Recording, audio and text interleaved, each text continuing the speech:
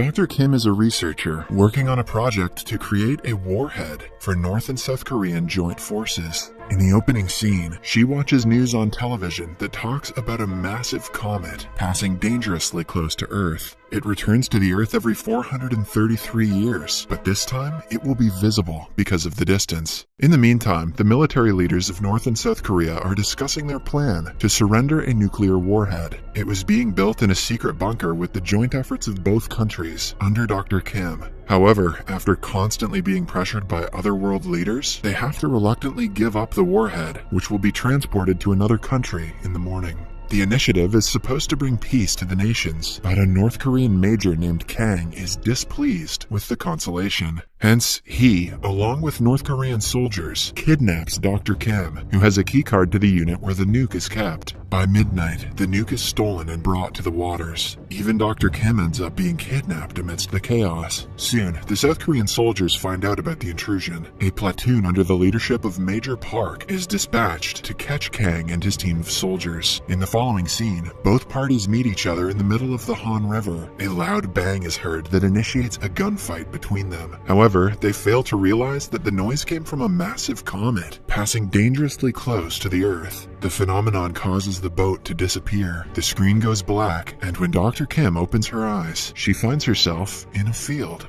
Several men in traditional clothing are running about and fighting. It turns out that the comet caused a time rift in the atmosphere, sending 3 North and 3 South Korean soldiers into the year 1572, alongside Dr. Kim, who never wanted to be a part of this. Currently, the war between Joseon-era Koreans and Jurchen invaders is going on. The soldiers think it is a joke until someone tries to attack them. In retaliation, they kill the Jurchen soldiers with an explosive, angering their commander. The commander tries to attack them, but stops when a gunshot hurts his ear. After the invaders leave, the poor Korean villagers surround the soldiers and treat them as messiahs. They are given the nickname Heavenly Soldiers due to their abilities that seem magical to the villagers. Because the situation is foreign to the soldiers, they stay in a cave for the night. Park points his gun at Kang, blaming him for everything. When the conversation gets heated, Dr. Kim calms both parties, ordering them to put the conflict aside until they figure out how to get back to the future. More importantly, she is worried about the missing nuke that is 100 times more intense than the atomic bombs used in World War II. It seems to have been lost when they entered the time rift. Since Kang is responsible for its disappearance, he promises to find the nuke one way or the other. Somewhere else, the Jurchen leader is busy shaming the commander who ran away from the battlefield earlier. Even though the commander argues that the soldiers were extraordinary, the leader doesn't excuse his cowardice. He hands the commander a crossbow and gives him one last opportunity to kill all of Heaven's soldiers.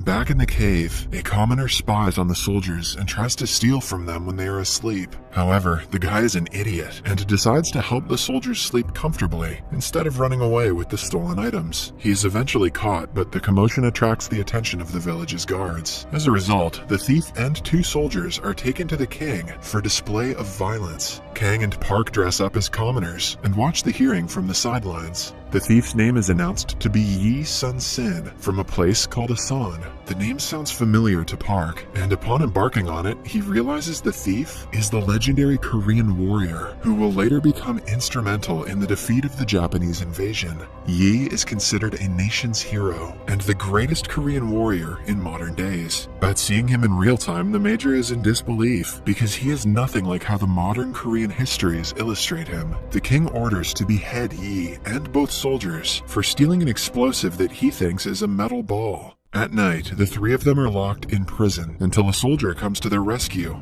Apart from helping the soldiers, he also forces Yi to come with them. It turns out that Yi stole weapons from the cave earlier, and the soldiers want them back. Yi argues he threw them into the river, but no one believes him. Park tells everyone that Yi is no other than the great warrior they read about in history classes. The information leaves everyone in shock as they turn to look at the idiotic thief who doesn't possess a single quality of a warrior. Yi manages to run away when the others are distracted. However, when he wakes up the next morning, the soldiers are in his front yard, making themselves at home. They bow down, addressing him as the general and asking for forgiveness. Yi believes they are trying to trick him, but cannot protest against all 6 of them. Starting the next day, Park takes it upon himself to train Yi and make him the general he is destined to become. Yi is confused at first, but eventually comes to terms with the harsh training. Meanwhile, Kang and the North Korean soldiers continue looking for the nuke, which they think has time traveled with them. They make maps and search every part of the village, but are unable to find it. One morning, when no one is around, Yi goes to the woods with the weapons he had stolen from the soldiers. He believes they are worth a lot of money and wants to sell them in the future. He buries them near a tree, and a little peasant girl sees him doing so. She is curious about the guns, but Yi manages to send her away after bribing her with a bar of chocolate. However, a few hours later, she walks out of the woods with a gun in her hands. The Jurchen spies sent to find the soldiers notice the girl. They register that the soldiers must be nearby because of the gun. In the meantime, Park and the others treat Yi with respect and take great care of him. Dr. Kim thinks they should not try to interfere with Yi's life because it might change the future of the entire nation, but Park believes Yi needs them to become a warrior. One afternoon, Dr. Kim excitedly gathers everyone and reveals that she has discovered something about the comet. The last time it traveled close to Earth was 433 years ago, which is why they were transferred to 1572. It's exactly 433 years earlier than their time. If they follow the pattern according to the moon's calendar, the next comet will pass in 4 days, which means they can return home. The only problem is that she doesn't know what part of the village they should be in when the comet passes, but she is positive she will find a solution to that. At night, Park sees his soldiers digging through Yi's belongings. They find many plant roots and figure out Yi is actually a lowly smuggler. They burn all of it, asking Yi to get his act together and do what he is supposed to do for the nation. Angered by them treating him like a kid, Yi storms away. A while later, a South Korean soldier finds him and pretends to read his palm, telling him everything he will achieve in the future. Yi laughs at the guy, refusing to believe him. When the soldier tries to tell him the entire truth, an arrow lands in his neck and kills him. Yi is then surrounded by the Jurchen invaders and abducted. They hold him hostage, showering him with whips to torture him. The commander wants to know where the rest of the soldiers are. If he tells them, he gets to be killed peacefully, but if not, he might suffer a lifetime's worth of torture. Even when he is shown the decapitated head of the soldier, he refuses to tell them anything. But then the commander brings the peasant girl who had the gun. To save the little girl's life, Yi promises to show them the soldier's residence in the morning. The commander lets the girl go free, but then hits her with an arrow before she can run away. He threatens to do the same to Yi if he doesn't hold up his end of the deal. That sounds better than a lifetime's worth of torture. At night, when everyone is asleep, Kang and his coordinates come to Yi's rescue. They also discover the nuclear warhead was inside a tent all along and are finally able to retrieve it. Amidst the mission, they enter a room where the heir of the Jurchen is resting. He has the gun that was stolen from the girl, which he tries using on Kang. However, Kang, with his amazing reflexes, manages to kill the guy and run away with Yi.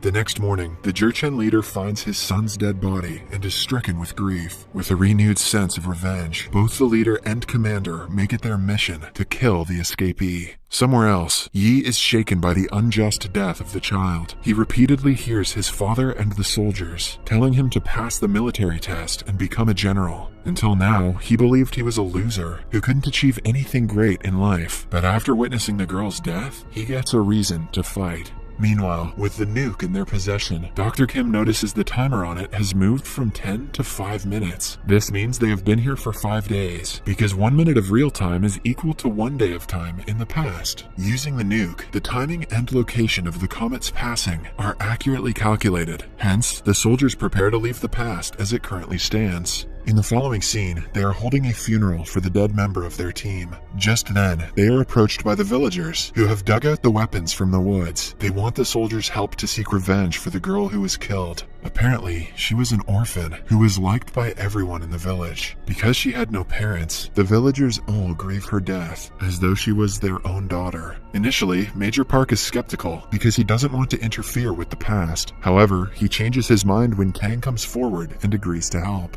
The villagers alongside the modern Koreans prepare for the battle. While planning a strategy for the attack, Kang and Park get into an argument that ends up in a fist fight. They only stop when Yi orders them to. He makes them realize that their rivalry is nothing compared to the villagers' safety. Park sees that Yi has finally gained his essence as a future general. For an entire day, Yi inspects the areas around the village and figures out which path their rivals are going to take. He even surprises everyone by planning a clever tactic of attack after analyzing all the aspects of the battle. According to him, they can hide in the narrow part of the hill where the rivals will be coming from. That way, only 10 of them can pass through at a time, and they can kill them easily. Still, there is a huge chance that all of them will die in the battle, since the villagers are going against the trained fighters of Jurchen. On the day before the arrival of the Jurchens, Dr. Kim notices that their clocks are moving faster. This means the comet is accelerating at a greater speed, and they will have to return home before the Jurchens invade. The soldiers have to choose between returning to their old life or helping the villagers. They decide to go with the former, because staying in the village might not help Yi in the long run. As they prepare to leave, Park suggests Yi also run away to save his life. He has to be alive for the future when the Japanese invade Korea, hence he cannot risk being killed in a less important battle. Enraged by the suggestion, Yi loses respect for Park. But in the end, he is knocked out and carried off for his own good. Everything goes according to plan until the North Koreans realize that they will be sentenced to death when they return to the future for stealing the nuclear warhead. At the last minute, Kang changes his mind and elects to go back to the village to help defend it from the Jurchens. The others follow his lead and decide to stay behind for their own reasons. They even hand their necklaces to Dr. Kim, asking her to return them to their families. A while later, the stubborn Yi manages to escape his confinement and joins the soldiers and the villagers in their battle. The invaders initiate the first attack, giving rise to a long and hard fight. The soldiers use the guns and explosives to kill the first batch of soldiers before they do any damage. But when the second batch arrives with crossbows, the villagers are pushed back and most of them are killed. The leader of the Jurchens kills many soldiers and weakens the team. Major Kang also dies after taking an arrow to save Yi's life. In the end, only Sergeant Choi and Park are left alive out of all of Heaven's soldiers. After an intense battle, the leader of the rivals is finally killed, and the villagers become the victor. Somewhere else, Dr. Kim is also attacked by the Jurchens. A guard fights them to keep her safe. She is almost killed by a grenade, but the comet arrives right on time and creates the time rift yet again. She and the warhead make it back to the present, and she reports their experiences to the Korean generals. The superiors don't believe the story of time travel, but now that they have the nuke, they do not care about the missing soldiers. At last, they decide to turn over the warhead and maintain peace in both nations. In the last scene, we see Dr. Kim visit a local memorial of Admiral Yi. She misses the soldiers and Yi and is sad that she doesn't know what happened to them. The scene then shifts to the time of the Battle of Myeongyang Strait. There, we see that Yi has now become the general and is preparing to face the Japanese soldiers. In the battle, he and only 13 Korean ships successfully destroy an over 300-strong Japanese armada. Aboard his flagship, Yi is with none other than Park and Choi, who are now his staff officers.